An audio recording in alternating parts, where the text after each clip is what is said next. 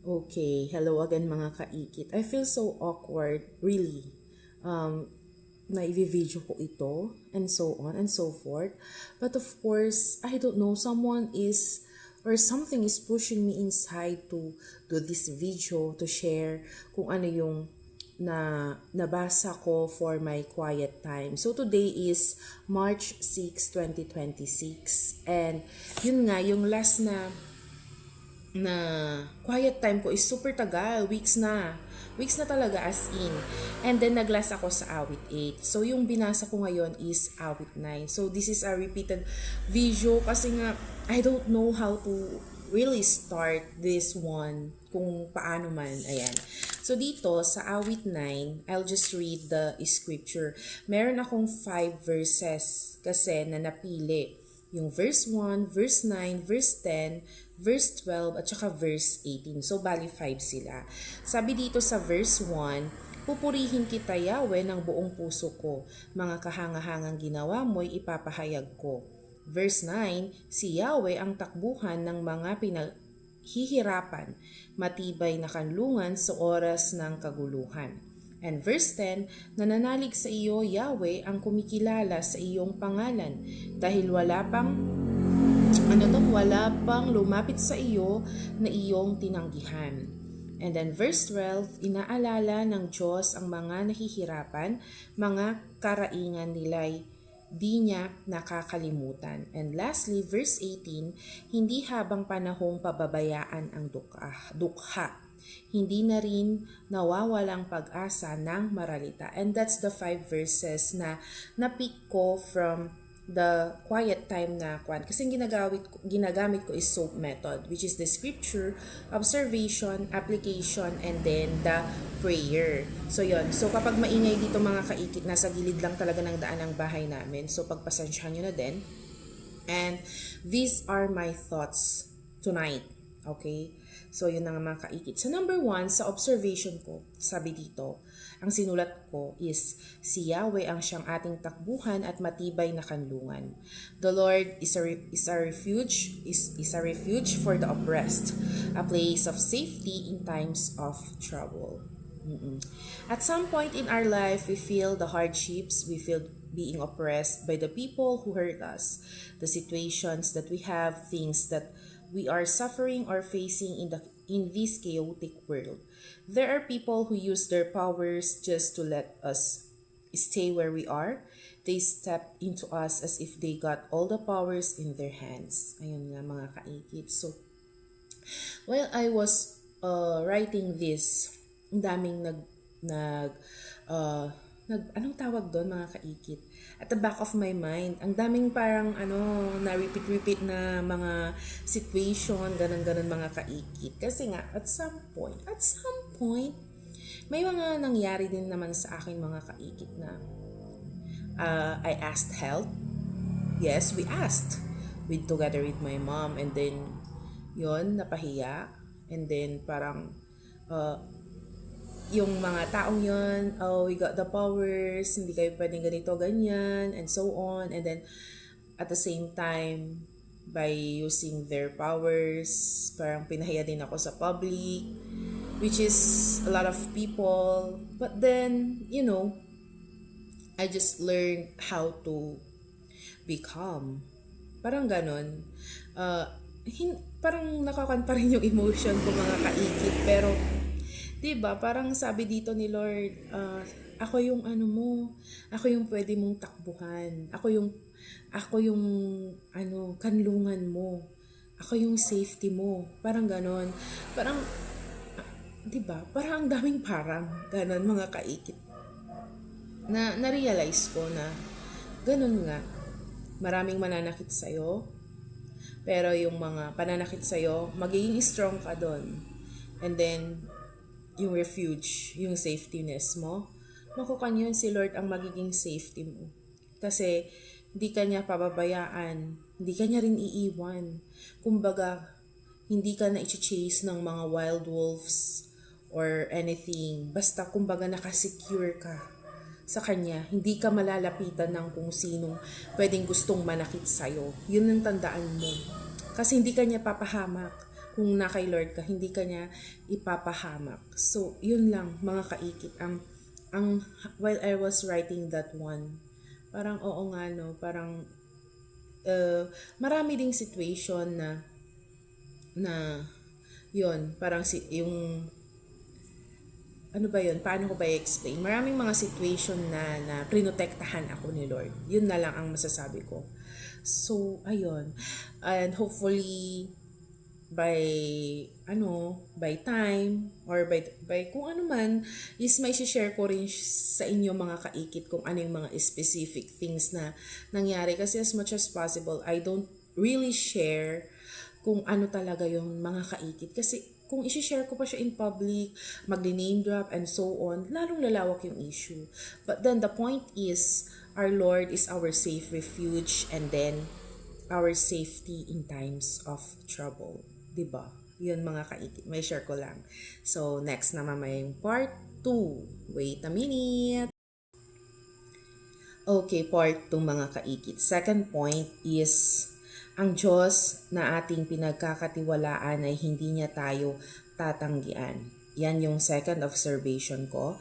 The God who we trust will not abandon us. So, may pa English. Pero yun nga, try ko siyang mag-explain in English dito or mag-write in English kasi at least at the same time natututo akong magsulat ba.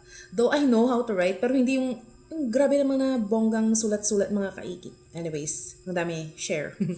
Anyway, sabi dito, the God who we trust will not abandon us. When we go and get near to the Lord and ask for help, He will not abandon us. Instead, He will listen to us. He is the only one who can trust. Oo, He's the only one who can trust. Tama ba yun? Siya lang yung pagkakatiwalaan mga kaikit. Yun. He is there and always ready to listen to us. He will not let us to be alone. Instead, He will care for us. So, ayun nga. As a taong hindi talaga nagsishare ng kung ano-ano mga kaikit sa mga kakilala or ano. Kasi yung pananaw ko dun mga kaikit, for me lang ha, kasi may mga tao diba na sinishare talaga sa mga kaibigan or best friend and so on. Pero ako mga kaikit, I don't really share once in a million times. Once in a million. Basta ganun mga kaikit ko, ano-ano naman pinagsasabi ko. Basta yon.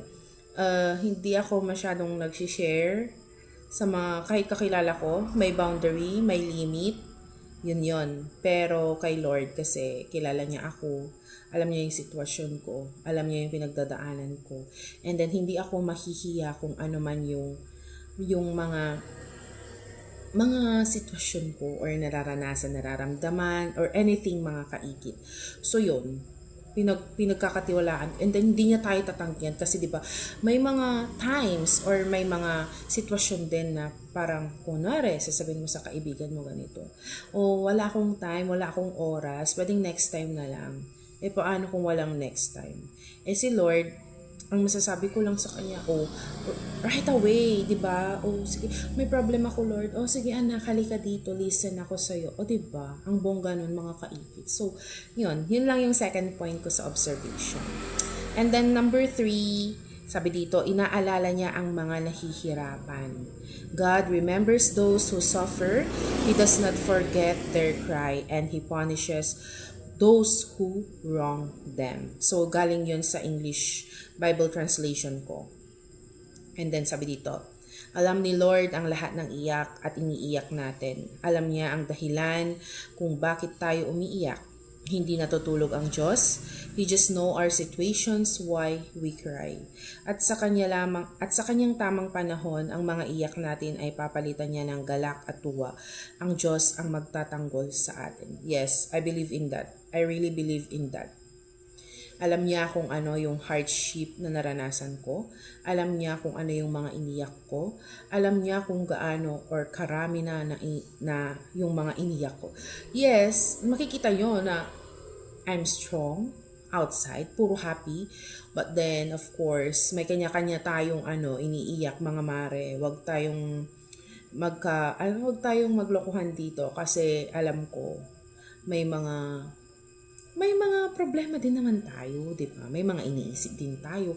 Hindi lahat ng panahon ay parati tayong masaya. May mga panahon din na nag-grieve tayo, may mga panahon din na malungkot tayo, may mga panahon din na umiiyak tayo. Umiiyak tayo because of sufferings, umiiyak tayo because of problems, umiiyak tayo because of finances, umiiyak tayo because of career, and then sa mga nagpapahiya sa atin, and so on and so forth. May kanya-kanya tayong iniiyakan, mga mare. Kanya-kanyang sitwasyon lang yan. And kanya-kanyang, paano ba yun? Kanya-kanyang pag-share kay Lord kung ano yung iniiyak. But then, ang kwandon, mga kaikit, nakikita ni Lord yung iniiyak mo. Nakikita niya ni Lord yung damdamin mo. So, yun mga kaikit, diba? And then, nakikita ni Lord kung sino ang nagpaiyak sa'yo. Hindi ko sinasabing bida-bida ako, na mabait ako, and so on. No. Siyempre, may mga kasalanan din tayo, mga mare, diba? O, parang ganun. So, ayun. Pero, ang maganda dyan, alam natin, kilala natin si Lord. So, humingi tayo ng kwan sa Kanya, ng dispensa. Tama ba? Tama ba yung word ko, mga kaikit? Pero yon. So, sa sitwasyon ko, of course, maraming ganap din. Oh, but then, alam ni Lord kung sino yung mga nagpaiyak sa akin. Hindi to boylet, mga kaikit. Huwag na kayong hindi rin sa relationship or whatsoever. Wala akong kwandon ngayon, mga kaikit. Pero, many times, yung mga nagpaiyak sa buhay ko. At hindi yan lalaki, mga kaikit. Basta mga tao yun. O, diba? Nachichika kayo, nakikurious kayo kung sino. But anyways, I will not name drop again. Basta yun lang ang masasabi ko. And then, ipagtatanggol niya tayo sa mga taong yun.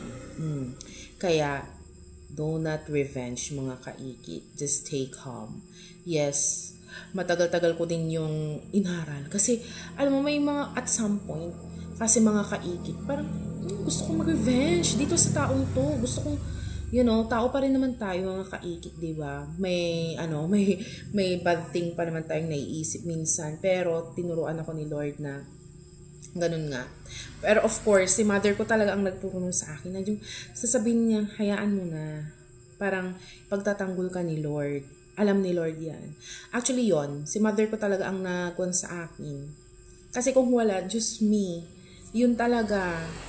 At saka ma-bless din ako kasi nga si mami ko din, ayun, siya yung parang nagsasabi or nagre-remind sa akin na maging ganun nga, na hayaan mo na sila and then si God ang magtatanggol sa'yo. So that's it, mga kaikit. May share ko lang. Part 3. Okay, last part, mga kaikit. Sabi dito, hindi habang panahon ay pababayaan tayo ng Diyos. Hindi mawawala ang pag-asa ng maralita. And then, tinitle ko to na hindi ka mawawala ng pag-asa kapag nasa Panginoon ka. And then, sabi dito, the needy will not always be neglected. The hope of the poor will not be crushed forever. Habang nabubuhay ka, huwag kang mawala ng pag-asa. God will always be good to your life. Hindi niya tayo pababayaan. Darating ang panahon na itataas ka ni Lord. And yes, I know, I do believe in that. So, ayun, ang tinuturo sa akin ngayon ni Lord is maging patient. Yes, mga kaikit. Kasi, alam mo yung medyo maiksi yung pasensya ko talaga, mga kaikit, sa mga bagay-bagay na hanggang nagiging frustrated na ako sa isang bagay and so on. And then, medyo idealistic din ako, mga kaikit. Parang, ito yung gusto ko, ito yung ganyan ko. Ganon, mga kaikit, until God humbled me. So, may mga situation na hinumble niya talaga ako. So, ayun, na nga, mga kaikit. And, financially, of course, kahit may mga parents naman tayo, di ba? Hindi naman tayo aasa sa kanila. Kailangan mo ding dumiskarte sa buhay. And of course, kasama sa diskarte yan, mga kaikit, ay unahin mo ang prayer bago ang lahat. Bago lahat ng pagdidiskarte mo, unahin mo ang prayer. Hilingin mo ang wisdom kay Lord. Kung paano ka lalago. Parang ganun, mga kaikit. And then, at some point, puro at some point ang word ko ngayon. May time sa buhay ko na parang sinabi ko, I'm too useless. Ano yung magagawa ko? Parang, bakit pa ako nabubuhay? Why I'm still living if I'm useless, di ba? Nawala na yung ganito ko, ganyan ko, sabay-sabay. Mga kaikit, yung problema kong ganito, ganyan, and then dumating sa point na I felt pity, yes, to myself, mga kaikit, na parang I'm too useless with this kind or with this situation, na parang hindi na makakabangon ang girl. Charing. Oo nga, mga kaikit, yes. Sometimes, it's kinda serious. Pero yon ang tinuro nga sa akin, habang nabubuhay ka, huwag kang mawalan ng pag-asa. Kasi nga, ito nga yon, ito na nga, diba, wala akong trabaho nun. Yes, wala man talaga, mga kaikit, kasi nga paiba-iba din, nagbi-business kami dati, and then nawala, and then of course nagtrabaho ng mga ading ko, yung mga kapatid ko, so kanya-kanya na naman.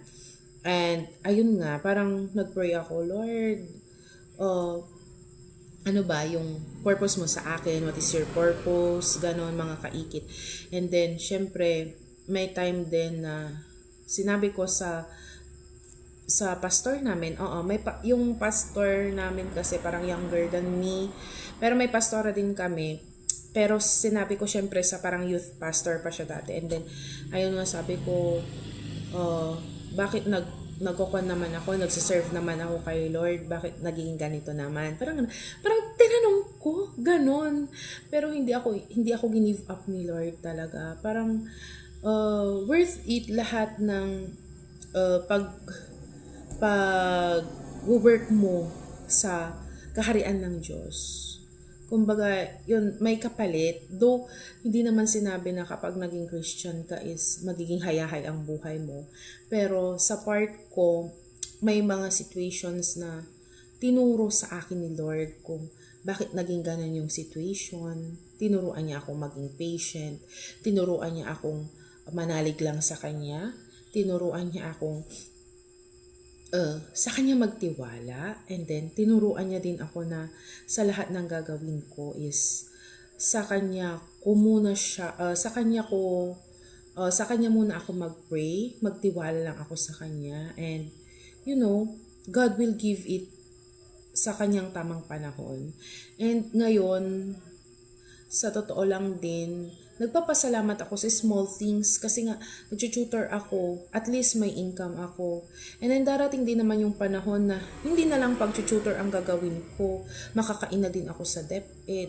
Ganon, pero alam mo yung, siyempre, ilang beses na rin naman akong nag-apply sa DepEd at hindi pa nga nakukuha nga ni, hindi pa nga na-hire or whatsoever na permanent, ganon. Pero nagpapasalamat ako kasi pinarana sa akin ni Lord na mag-substitute ako doon, 'di ba? And then kahit papano after nun, bumalik na naman ako sa pag-tutor ko, which is happy man ako, and then grateful kasi nga unti-unti yan, by process yan, hindi naman biglaan ibibigay ni Lord lahat-lahat. And then parang pinakita niya kung hanggang saan ako pwedeng magtiwala sa Kanya. Parang ganon. And I'm so happy kasi nga din yung faith ko din, kahit papano, nag-i-improve siya.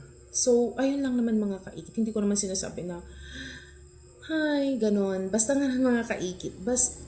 What I know sa buhay ko ngayon, I trust the Lord. And then, in time, in His perfect time, ibibigay niya lahat ng mga panalangin ko.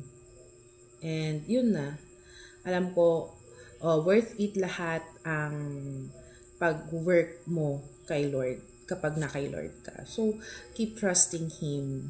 Yun lang naman ang masasabi ko, mga kaikit. So, those are my thoughts for tonight. So, I hope, ewan ko kung sino man ang maka-reach ng video na to, I hope na na-bless kita. Kung kailangan mo man itong video na to, mga kaikit, I'm so happy, and I'm so happy na na-meet kita through mobile phones and any gadgets, mga kaikit. So that's all for today, and hopefully is makapag-video na naman ako ng ganito na maaraw-araw ko ang pagko-quiet time. Yun ang importante, mga kaikit. Kahit walang video ganito, basta maaraw-araw ko ang quiet time and prayer kasi marami pang mga ganap-ganap. And hopefully is kwan ko ito, anong tawag dito, everyday kong magawa. So that's it mga kaikit, may share ko lang kanya. Good night!